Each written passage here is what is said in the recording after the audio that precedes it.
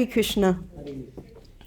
Today we're continuing with the reading of Srila Prabhupada Lilamrita, Volume 2, written by His Holiness Satsvarup Das Goswami. And we're going to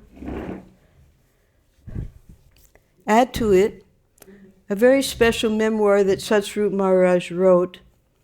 It's called With Srila Prabhupada in the Early Days by Satsvarup Das Goswami, because naturally in the Lilamrita there's just so much that he could put.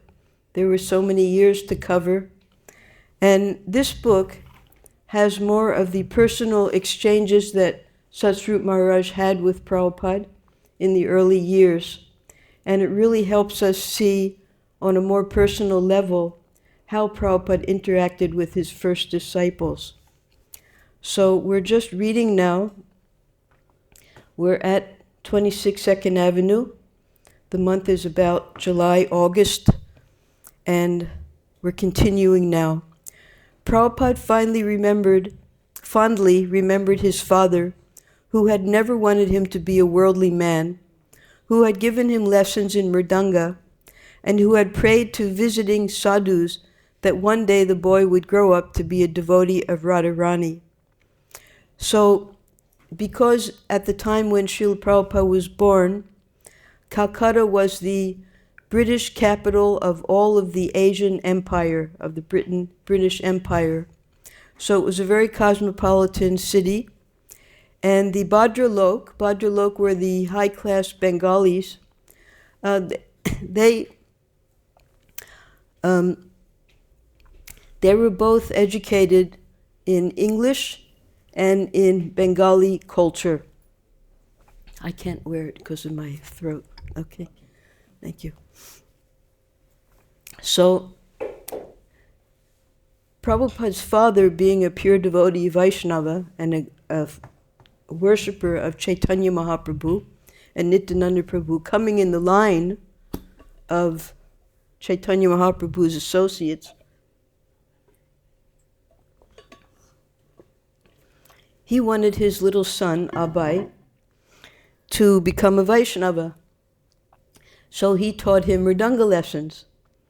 And Prabhupada's mother, Rajani, she would object that, what's he going to do with mridanga, playing mridanga? He has to go to school.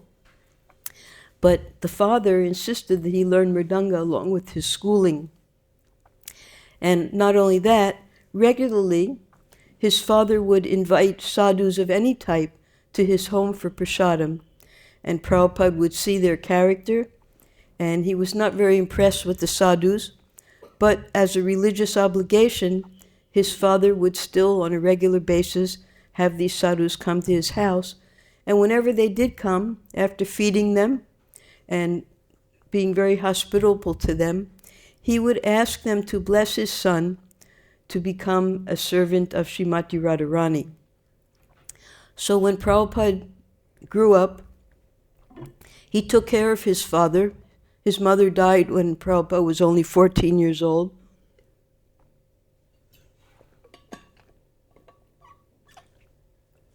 His father saw that Abhay had a good education and then had a good job in K.C. Bose's laboratory. And then when Prabhupada, in 1923, left Calcutta to start his business in Allahabad, he brought his father with him and took care of him until his last breath. So when Prabhupada began writing his books, he was in America when he started the summary study of the 10th canto of Srimad Bhagavatam, because he had just had a stroke. It was 1967, and he realized that at the rate he was going, he was only on the 2nd canto of Srimad Bhagavatam.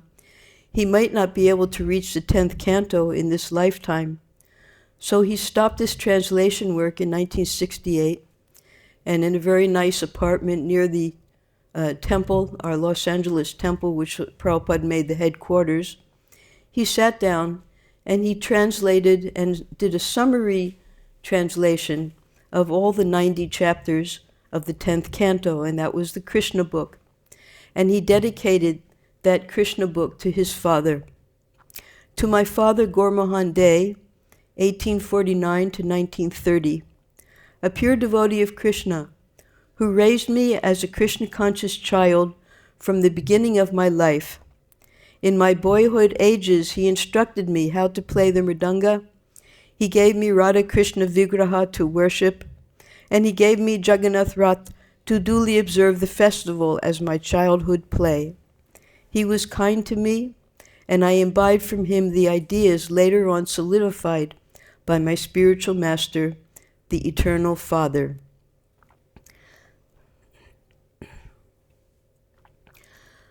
So Prabhupada, he would speak to the young students. They were not yet initiated.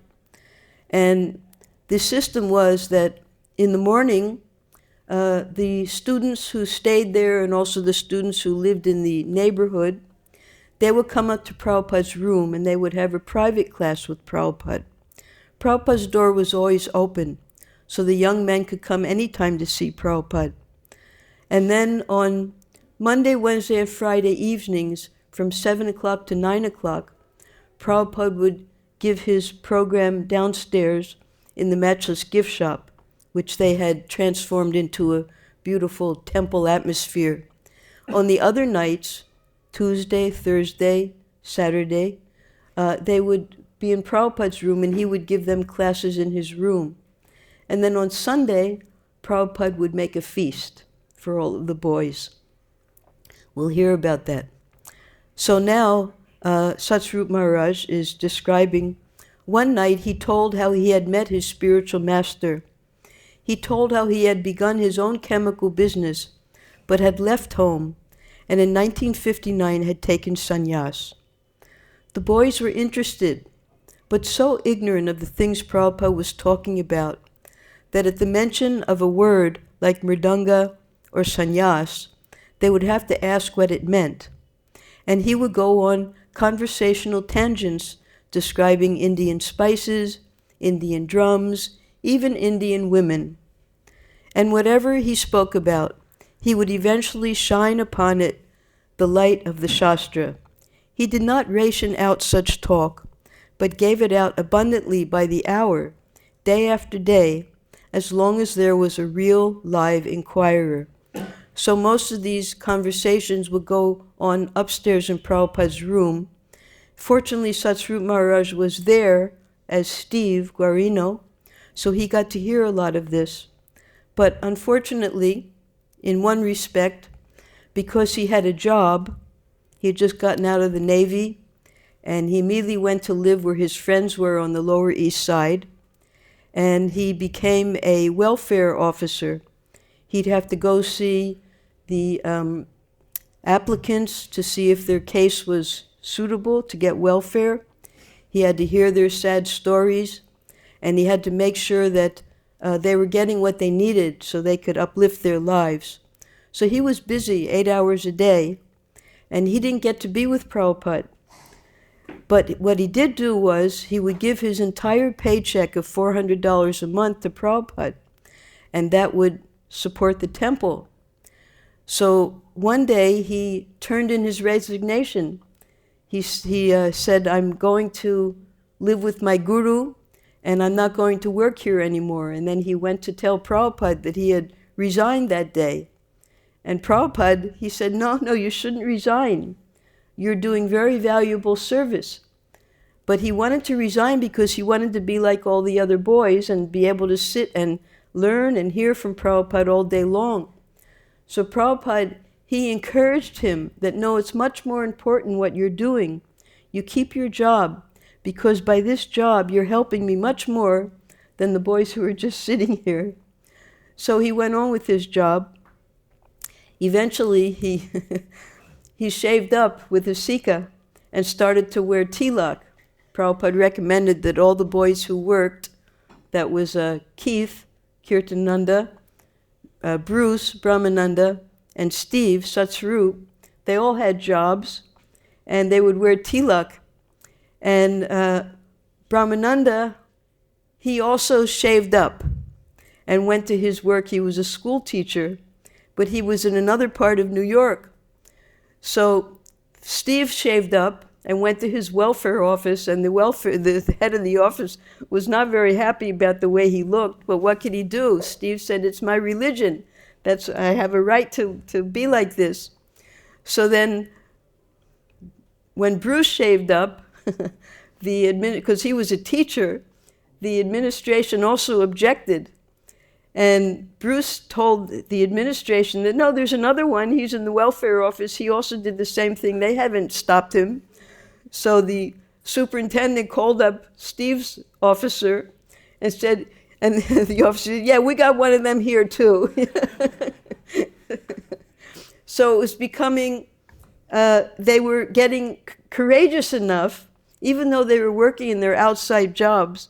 Prabhupada gave the empowerment that they would even appear as Vaishnavas in their jobs. So although those who were working did not get to be with Prabhupada all day and night like the other boys, they still got to spend a lot of time on Steve's lunch hour. He would run over, take lunch. One time when he had some extra work to do, he called up Prabhupada, asked Prabhupada to save the prasadam for him. And Prabhupada waited and then personally fed him when he came late. So it was a very loving relationship. He would bring mangoes every day for Prabhupada, one mango. And all the boys and Prabhupada would eat together, the same thing. We'll read about that. So Prabhupada was like a father or even a grandfather or great-grandfather. He was so much older than these boys, but they saw him as a father image. And in the case of Satsvarup, when he became a devotee, his family completely rejected him. No emotion whatsoever. They just said, it's him or us. We won't accept you anymore in our family if you choose your guru. And that was the end of his relationship with his family. And when he told Prabhupada, Prabhupada just took him right in. So this is very important times for these young men who lived with Prabhupada, because it was completely new and unheard of what was going on there in New York at that time. And they really had to take very big steps to prove themselves as disciples of Prabhupada. At noon, the front room, because Prabhupada had a small room where he had his little trunk, and then there was a big front room, and then there was a little kitchen and one bathroom. At noon, the front room became a dining hall, and in the evenings, a place of intimate worship. Prabhupada had an altar there. We'll see the pictures. Prabhupada had kept the room with its 12-foot square hardwood parquet floor. Like this is imitation wood that you see here. It's all printed. That's because there's not much wood in India. They can't do real woods. I mean, sometimes there's real wood in very expensive places, but in America there's lots of wood. Here there's marble, so they do everything marble. But in America they have a lot of wooden floors. Everything's wooden, and it also helps to insulate from all the cold, whereas marble is quite cold. Clean and bare. The solitary coffee table against the wall between the two courtyard windows was the only furniture. Daily at noon, 12 men were now taking lunch here with him. The meal was cooked by Keith, who spent the whole morning in the kitchen. So Keith was the first to volunteer to help Prabhupada. He saw that Prabhupada was cooking for all these young men by himself. So at first Keith had cooked only for the Swami. He had mastered the art of cooking dal, rice, and sabji in the Swami's 3-tiered boiler. That's the 3-tier cooker. We've seen pictures of it. There's one replica of it down in Prabhupada's room. And usually there had been enough for 1 or 2 guests as well. But soon more guests had begun to gather, and Prabhupada had told Keith to increase the quantity. That means he had to abandon the small 3-tier cooker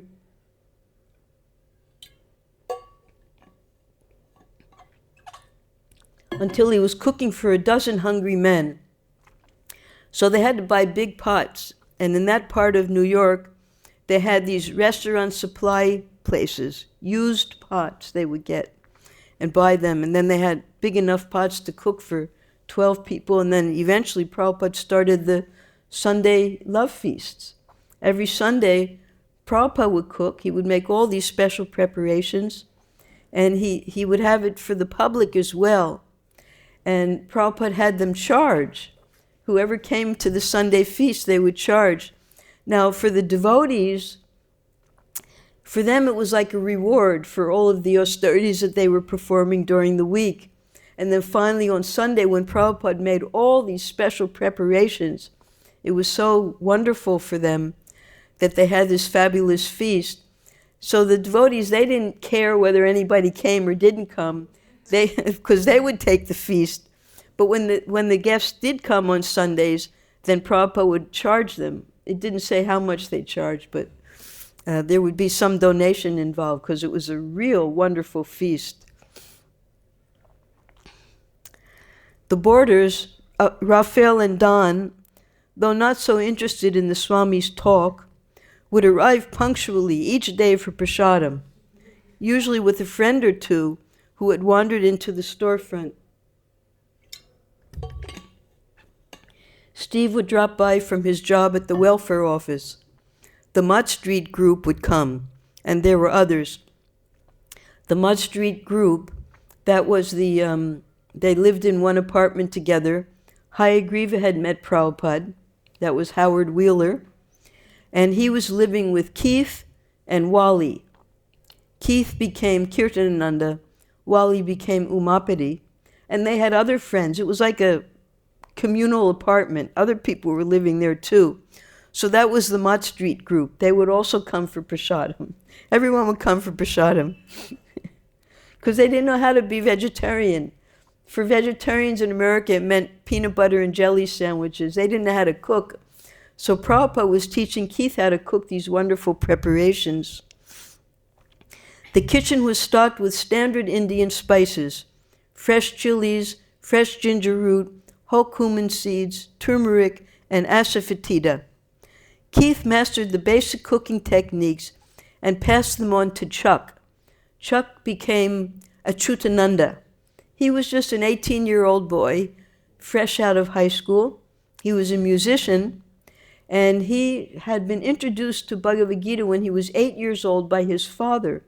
So he was already practicing yoga, and he was naturally attracted to Prabhupada and was initiated in the second initiation, along with Satsarup, Brahmananda, and Kirtanananda, and Achyutananda, those four, 15 days after the first initiation. Some of the other boys would stand at the doorway of the narrow kitchenette to watch Keith as one thick pancake-like chapati after another blew up like an inflated football over the open flame and then took its place in the steaming stack. So Prabhupada, he was so expert. One time we were with Prabhupada in Bombay. Of course, you had to learn how to cook. Prabhupada originally taught a small number of devotees. Those devotees would teach the next generation, next. So we all had to learn from one of Prabhupada's cooks how to cook. I learned from Pishima, Prabhupada's sister. She taught me how to cook. But Pishima wouldn't make chapatis so well because being Bengali, they don't usually eat chapatis in Bengal. So I was cooking for Prabhupada in Bombay, and I had been cooking for about 1 or 2 years already whenever Prabhupada was in India. And Prabhupada had gone to Africa for a month, and he came back and he had a new servant, Harikesh. So Harikesh and I you had to have a symbiotic relation with Prabhupada's secretary, his servant, the cook, because we were all always together serving Prabhupada, so we all had to cooperate together. So when Harikesh saw me in the kitchen, he assumed I was somebody new and I didn't know anything. He came into the kitchen and said, "I'll teach you how to cook." I didn't say anything. So he's teaching me how to cook. I just went right along with it. And naturally, everything was late. So I bring in Prabhupada's plate, and he asked me, "Why is everything late?" And I said, "Well, Harikesh is teaching me how to cook." So the chapatis, Prabhupada had a way of cooking chapatis. You had to cook in the cooker, and then the last 10 minutes you had to make all the chaunces, and then run in the plate, and then you run back, and every minute you had to bring in a fresh hot chapati with ghee to feed Prabhupada. So I run in the first chapati, and that's when he says, "Why is everything late?" So I said, "Well, he's teaching me how to cook." Prabhupada said, "He's teaching me how to make chapatis." Prabhupada said, "Neither of you know how to make chapatis. I will teach both of you how to make chapatis." So he comes in the kitchen, and we're both sitting there, and he has Harikesh roll out the chapati, and he puts it on the tawa and is cooking, and Prabhupada says, "You see these little spots here?" He said, "You have to wait till the pimples come." And if the pimples didn't come, some people think that the chapati should be completely clear, that these are burn spots. But one of our cooks, Palika, she cooked chapatis here for Prabhupada once. He came into the kitchen and he told her the chapatis weren't cooked, they were raw.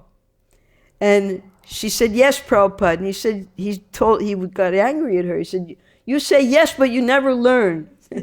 So the pimples have to be there before you turn it over.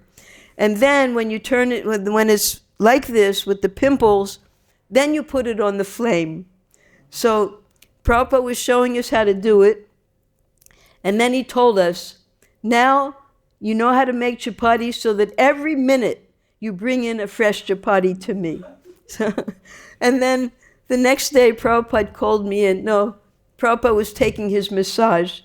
And he called me, and because in Bombay everything, it's not the quarters where he lives now. It was just a small apartment. So Prabhupada called me while he was taking his massage, and he says to me, he said, "I have told Harikesh that you already know how to cook." So this chapati making was a leela in itself. While the fine basmati rice boiled to a moist, fluffy white finish, and the sabji simmered, the noon cooking would climax with the chaunts. Keith prepared the chaunts exactly as Swamiji had shown him. Over the flame he set a small metal cup, half filled with clarified butter, that's ghee, and then put in cumin seeds. When the seeds turned almost black, he added chilies, and as the chilies blackened, a choking smoke began to pour from the cup. Now the chaunts was ready. With his cook's tongs, that's the sandasi, Prabhupada brought sandasi from India, Keith lifted the cup, its boiling, crackling mixture fuming like a sorcerer's kettle, and brought it to the edge of the pot of boiling dal, and he would take off the top very carefully. He opened the tight cover slightly, dumped the boiling chaunts into the dal with a flick of his wrist, and immediately replaced the lid. Pow! The meeting of the chaunts and dal created an explosion, which was then greeted by cheers from the doorway, signifying that the cooking was now complete. This final operation was so volatile that it once blew the top of the pot to the ceiling with the loud smash, causing minor burns to Keith's hand. Some of the neighbors complained of the acrid, penetrating fumes, but the devotees loved it.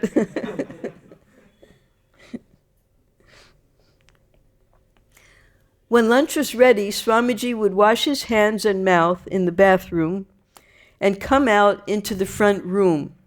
Now, we have to understand that there was no bathroom downstairs. I mean, there was a sink. There was one bathroom upstairs, and you had like 10 or 12 boys. They all had to share the bathroom with Prabhupada. And Prabhupada had taught them to take 2 showers a day. There was only one problem. There was only one bath towel. You see this blue towel behind Prabhupada's head? They all shared the same towel, including Srila Prabhupada. Prabhupada was so tolerant. So The boys would use the bathroom. Prabhupada would also use the bathroom. Come out into the front room, his soft pink-bottomed feet always bare, his saffron dhoti reaching down to his ankles. He would stand by the coffee table, which held the picture of Lord Chaitanya and his associates, while his own associates stood around him against the walls. Keith would bring in a big tray of chapatis stacked by the dozens and place it on the floor before the altar table, along with pots of rice, dal, and sabji. So they would bring the pots right in and put it there in front of the altar, and Prabhupada would offer everything there while everyone stood around on the side. Swamiji would then recite the Bengali prayer for offering food to the Lord, and all present would follow him by bowing down, knees and head to the floor, and approximating the Bengali prayer one word at a time. While the steam and mixed aromas drifted up like an offering of incense before the picture of Lord Chaitanya, the Swami's followers bowed their heads to the wooden floor and mumbled the prayer. In this book, Satsrup Maharaj is describing his initiation in detail. They didn't have the prayers yet, but when you got initiated, Prabhupada would teach them the pranam mantra. After giving the beads and after giving the name, he would say, now repeat after me, Nama, Om, Vishnu, Padaya, and that was when they learned the prayer, and they would memorize it and offer it then to Prabhupada. When he would come in the evenings for the classes, they would bow down, you could hear them offering that prayer to Prabhupada. So they were learning gradually these prayers. Prabhupada then sat with his friends, eating the same prasadam as they, with the addition of a banana and a metal bowl full of hot milk. He would slice the banana by pushing it downwards against the edge of the bowl. So you can imagine, let's say this is the bowl.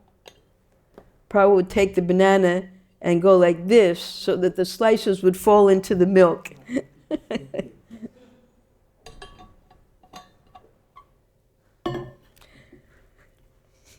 Letting the slices fall into the hot milk. Prabhupada's open decree that everyone should eat as much as prasadam as possible created a humorous mood and a family feeling. No one was allowed to simply sit, picking at his food, nibbling politely. So Prabhupada would encourage them all to take prasadam. Now, Steve, before he was initiated, because everyone would take the same prasadam, including Srila Prabhupada, but because of Prabhupada's age, he would take milk and banana. And Steve would, because of his newness, he admitted he would feel envious that Prabhupada would get the milk and bananas and they all got the rice, dal, chapati, and sabji. But considering Prabhupada's age, it was such a small concession, and he was doing so much. So eventually, of course, he came to realize that this is minimal what Prabhupada deserves compared to all he's doing for all of us. They ate with a gusto. Swamiji almost insisted upon. If he saw someone not eating heartily, he would call the person's name and smiling protest, "Why are you not eating? Take prasadam." And he would laugh. When I was coming to your country on the boat, he said, I thought, how will the Americans ever eat this food? And as the boys pushed their plates forward for more, Keith would serve seconds, more rice, dal, chapatis, and sabji. So they had, you see these empty bowls here. They had a system where Keith would be with all the pots, the boys were sitting in rows, and he would fill up each bowl, and they would pass the bowl one by one, so everybody had a bowl with the chapati put on top of the rice, the dal, and the sabji in one chapati. But then as they needed more, they would pass their bowls forward and get more. So they all had sufficient. Basically, it was the one meal they had in the day. Later, they made some heavenly porridge in the morning, which was oatmeal with powdered milk. They didn't have real milk. They couldn't afford it. They had powdered milk. After all, it was spiritual. You were supposed to eat a lot. It would purify you. It would free you from Maya. Besides, it was good, delicious, spicy. It was better than American food. It was like chanting. It was far out. You got high from eating this food. They ate with the right hand, Indian style. Keith and Howard had already learned this and had even tasted similar dishes. But as they told the Swami and a room full of believers, the food in India had never been this good. That's because it was being cooked in a sattvic condition. There was an interview, and the devotees were asking Prabhupada what to do about insects, cockroaches, germs. Should we kill them? And Prabhupada explained that if you cook prasadam every day, fresh, there won't be germs. There won't be insects. The problem is that you keep the food in the refrigerator for a month. This is the habit in Western countries, you know. We cook once and then we'll eat it for 10 days, you know. Because of laziness, because we don't understand what sattvic lifestyle is. But if you cook fresh every day, every meal, offering it to Krishna, there won't be any disease and germs. The devotees, because New York was infested with cockroaches. Anywhere in New York, there are cockroaches. So the cockroaches used to go onto the altar, and they asked Prabhupada, can we kill the cockroaches? And he told them, no, you should be killed. Because if there's cockroaches, it means there's dirt. They'll only come to a place where they have something to eat. So if you keep a place spotlessly clean, then the insects, the cockroaches, the germs, they won't come to that place. So Prabhupada was teaching us basic hygiene as we were growing up with him. These things we didn't understand until Prabhupada taught us. One boy, Stanley, was quite young.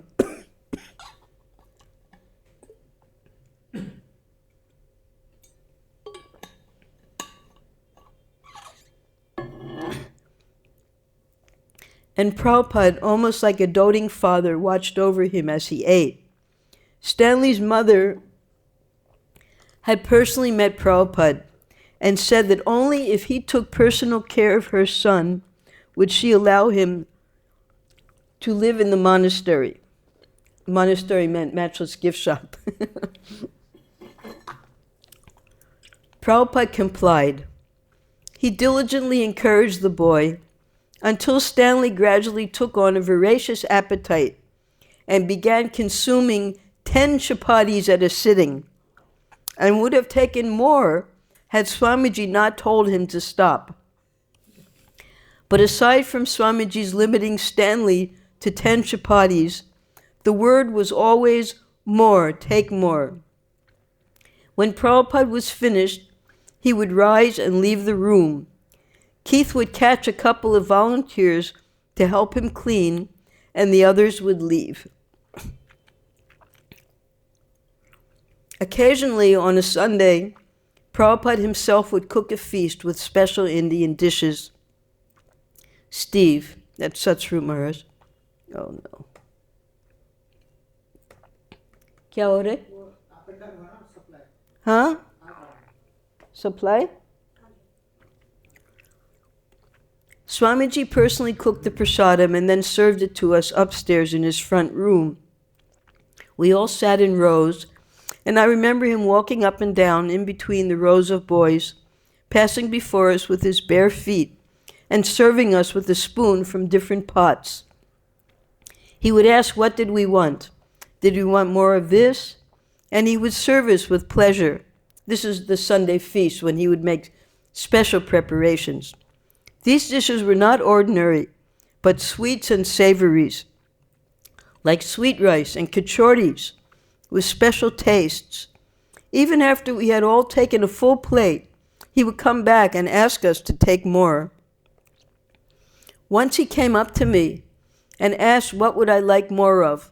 Would I like some more sweet rice? In my early misconception of spiritual life, I thought I should deny myself what I liked best. So I asked for some more plain rice. But even that plain rice was fancy yellow rice with fried cheese balls. So everything Prabhupada made was so special. And the boys had never had anything like this before. And everyone was learning how to make these things. On off nights, his apartment was quiet. He might remain alone for the whole evening, typing and translating Srimad Bhagavatam, or talking in a relaxed atmosphere to just one or two guests until 10. But on meeting nights, Monday, Wednesday, and Friday, there was activity in every room of his apartment. He wasn't alone anymore. His new followers were helping him, and they shared in his spirit of trying to get people to chant Hare Krishna and hear of Krishna consciousness. So Steve, he volunteered to type for Prabhupada, and he would sit. Age? Nay. He would sit in Nay.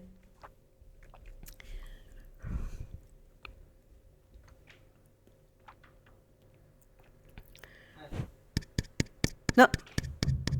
Age. He would sit and type right in Prabhupada's little room. But Prabhupada, after 10 o'clock, finished, because then Prabhupada would use that time for doing his translating work.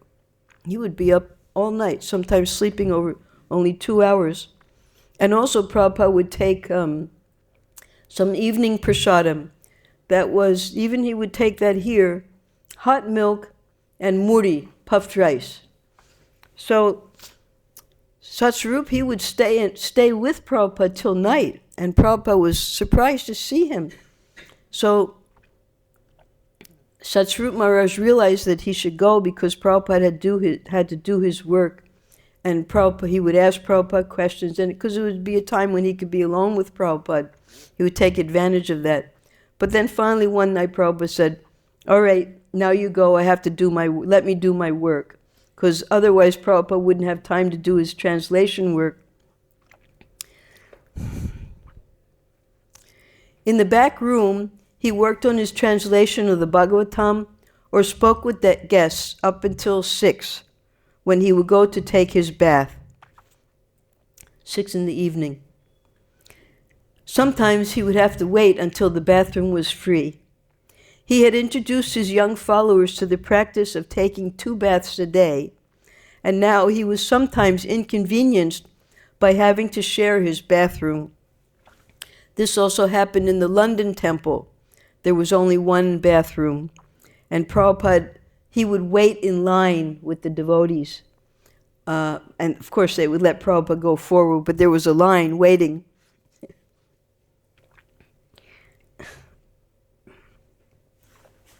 After his bath, he would come into the front room where his assembled followers would sit around him. He would sit on a mat facing his picture of the Panchatattva, and after putting a few drops of water in his left palm from a small metal spoon and bowl, he would rub a lump of Vrindavan clay in the water, making a wet paste. He would then apply the clay markings of Vaishnav tilak, dipping into the yellowish paste in his left hand with the ring finger of his right. He would scrape the wet clay from his palm, and while looking into a small mirror, which he held deftly between the thumb and pinky of his left hand, he would mark a vertical clay strip up his forehead, and then trim the clay into 2 parallel lines by placing the little finger of his right hand between his eyebrows and running it upward past the hairline, clearing a path in the still moist clay. Then he marked 11 other places on his body, while the boys sat observing, sometimes asking questions, or sometimes speaking their own understandings of Krishna consciousness. So sometimes, of course, Prabhupada was teaching by example how we should apply tilak, and the devotees started doing that. But sometimes when you're in the Western countries, you can't always wear tilak because some people are inimical. So Vishnu Jan Swami, he once came and he told us that if you're going to a place where you don't want to be known as a devotee, let's say if you're going to distribute books in a country that doesn't allow devotees to preach, then you can put tilak on just with water and say the mantras. So we would have to do that sometimes because there were countries, there were places where we would go to distribute books, and we didn't want them to know we were devotees. But still we would say the mantras and put tilak with water. Prabhupada, my Guru Maharaj used to put on tilak without a mirror. Devotee, did it come out neat? Prabhupada, neat or not neat, that does not matter. Yes, it was also neat. Prabhupada would then silently recite the Gayatri mantra, holding his Brahman's sacred thread and looping it around his right thumb. He would sit erect, silently moving his lips. His bare shoulders and arms were quite thin, as was his chest, but he had a round, slightly protruding belly. His complexion was as satiny smooth as a young boy's, except for his face, which bore signs of age. The movements of his hands were methodical, aristocratic, yet delicate.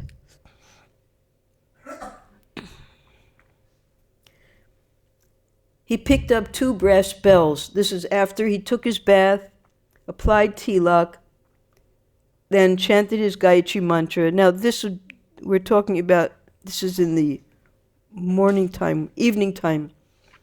Prabhupada would do the same thing at noontime.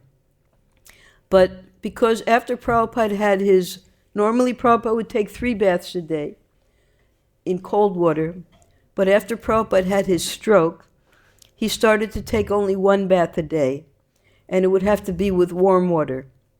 So he would take his massage, and then we would prepare his water for him.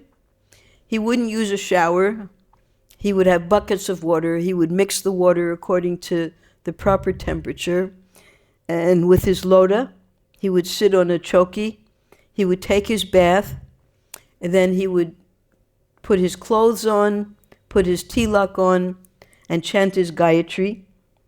And here in his house, he would chant his Gayatri while he was sitting at his prasadam table. If you go into Prabhupada's room, his prasadam room is there on the left-hand side. He wouldn't eat at the place where we have the table now. We put a barrier there because people kept stealing things from Prabhupada. Whatever we would put on the table, whatever Prabhupada was wearing, they would steal his chadar, they would steal his pen, they would steal his pictures. So we had to put a barrier. At least it helps a little bit. So we had to move it behind the barrier. But Prabhupada would sit where the display cabinet is, where Prabhupada's cooker is and all of his kitchen things. And I was bringing in his lunch one day. Of course, everything you did very silently. You never disturbed Prabhupada. He would be chanting his Gayatri. So I put the plate on his table. And then, as said here, his movements were methodical, aristocratic, yet delicate. So as Prabhupada was chanting his Gayatri, he looks at me and he points up to the fan. And I go over and I turn the fan on for Prabhupada. No words were required. So he picked up 2 brass bells. So this is after Prabhupada did his Gayatri. Then he would do bells in his left hand and began ringing them. Then lighting 2 sticks of incense from the candle near the picture of Lord Chaitanya and his associates, he began waving the incense slowly in small circles before Lord Chaitanya while still ringing the bells. He looked deeply at the picture and continued cutting spirals of fragrant smoke, all the while ringing the bells. None of the boys knew what he was doing, although he did it every evening. But it was a ceremony. It meant something. The boys began to call the ceremony bells. After bells, Monday, Wednesday, and Friday, it would usually be time for the evening kirtan. Some of the devotees would already be downstairs greeting guests and explaining about the Swami and the chanting. But without the Swami, nothing could begin. No one knew how to sing or to drum, and no one dared think of leading the mantra chanting without him. Only when he entered at 7 o'clock could they begin. Freshly showered and dressed in his clean Indian hand-woven cloth, his arms and body decorated with the arrow-like Vaishnav markings, Prabhupada would leave his apartment and go downstairs to face another ecstatic opportunity to glorify Krishna. The tiny temple would be crowded with wild, unbrahminical, candid young Americans. So this is Prabhupada coming down the staircase from his apartment, going into the courtyard where there's some trees and a bench. I think the next picture, no, we'll see later. Dawn was a test for Swamiji's tolerance. He had lived in the storefront for months, working little and not trying to change his habits. He had a remarkable speech affectation. Instead of talking, he enunciated his words as if he were reciting them from a book. And he never used contractions. Contractions means, I can't do it. He would say, I cannot do it. Don't do that. Do not do that, like that. So these are called contractions, when you put two words together in English. So he would always speak it out, enunciating the words. It wasn't that he was intellectual, just that somehow he had developed a plan to abolish his natural dialect. Don's speech struck people as bizarre, like it might be the result of too many drugs. It wasn't that he was an intellectual. So Prabhupada, he was very affectionate. He would allow anyone to stay in the temple so long as they would follow the system. A lot of young men took shelter there. They would all sleep on the floor. And Prabhupada tolerated Don despite his idiosyncrasies. It gave him an air of being not an ordinary being. And he continuously took marijuana, even after Swamiji had asked those who lived with him not to.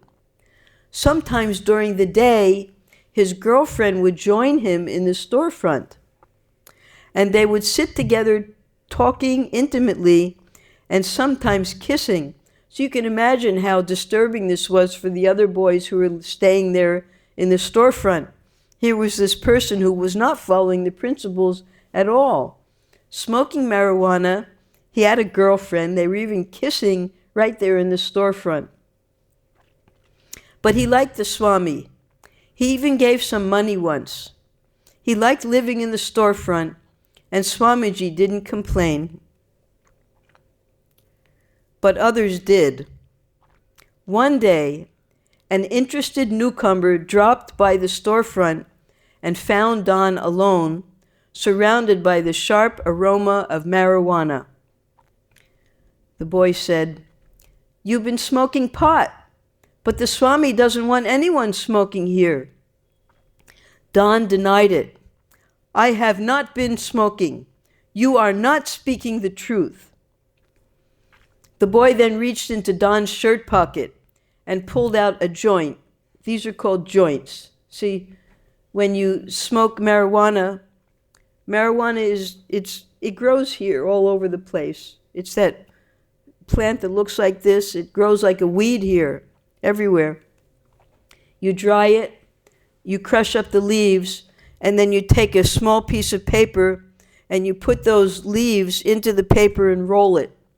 And in English, amongst the hippies and the people who took drugs, that handmade cigarette was called a joint, right? That's just what it was called. Pulled out a joint, and Don hit him in the face because he was caught by this young boy. He went into his shirt pocket and pulled out these joints of marijuana. So Don hit him in the face. Several of the boys found out. They weren't sure what was right. What would the Swami do? What do you do if someone smokes pot? Pot means marijuana, smoking these joints. Even though a devotee was not supposed to, could it be allowed sometimes? They put the matter before Swamiji. Prabhupada took it very seriously, and he was upset, especially about the violence. "He hit you?" he asked the boy. "I will go down myself and kick him in the head." That's what Prabhupada said. But then Prabhupada thought about it and said that Don should be asked to leave. But Don had already left. The next morning, during Swamiji's class, Don appeared at the front door. So this is when the morning classes were always also started, and the Mott boys and the other boys who lived around in the neighborhood, they would come for these morning classes. Don appeared at the front door. From his dais, Swamiji looked out at Don with great concern, but his first concern was for ISKCON. "Ask him," Prabhupada requested Roy, who sat nearby, "if he has marijuana, then he cannot come in. Our society." Prabhupada was like an anxious father, afraid for the life of his infant ISKCON.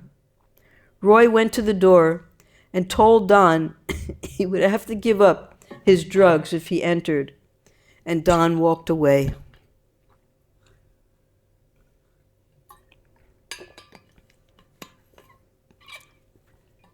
I think that's all. Yes. So the first television movie that was made about the devotees on 2nd Avenue, they interviewed the different devotees who lived there and who were members of the group at the time. Howard, he still had his wild hair and his beard. So he was explaining to the interviewer that he was looking for spiritual life, but like so many other young people in New York at that time, he wanted to stay high forever, and he thought that could be done by taking intoxication, specifically LSD. Now, marijuana is a natural herb.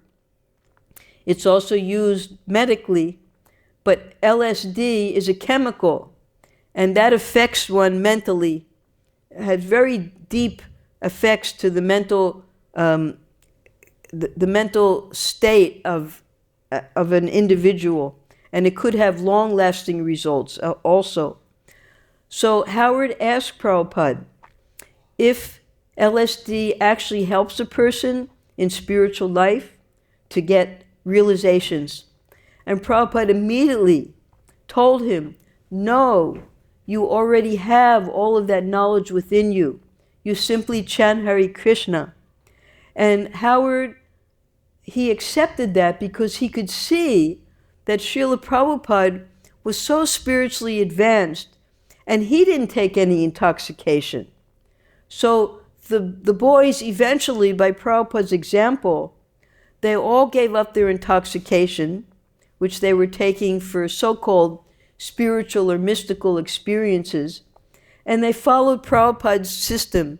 And this system was so perfect because once Prabhupada taught the devotees how to make prasadam, it's said in one of the previous paragraphs, they would get high from the prasadam, because when your system is purified, just by taking prasadam, you become ecstatic, as if you were taking an intoxication. So the boys, they were becoming purified gradually by taking prasadam every day, by engaging in kirtan, by doing service for Srila Prabhupada. Each devotee had a different service. Eventually, we'll hear about it. Prabhupada said there should be an election of officers of the temple. And then Prabhupada gave his recommendation who he thought the officers should be. So everybody voted like that. He said Brahmananda should be the temple president, Satsvarup should be the secretary, and Gargamuni should be the treasurer. So they all voted the way Prabhupada wanted it. So they were taking on more and more responsibilities. Then they started to print the Back to Godhead magazine. Prabhupada wanted editors. So he chose the two professional English writers. That was Hayagriva and Rairam. Hayagriva was an English professor. He had his master's degree in English. And Rairam, he was a professional writer for comic books. So Satsvarup, he became a contributing writer because he was a writer. And we can see from his writing of the Lilamrita how by practicing for many, many years, by writing journals, by writing stories, eventually he was able to use his writing abilities in making so many books about Srila Prabhupada, about the philosophy, and Prabhupada knew how to use each one of his devotees according to their different abilities. So we'll read on next week about the adventures of Srila Prabhupada with his early devotees. Hare Krishna. Jai.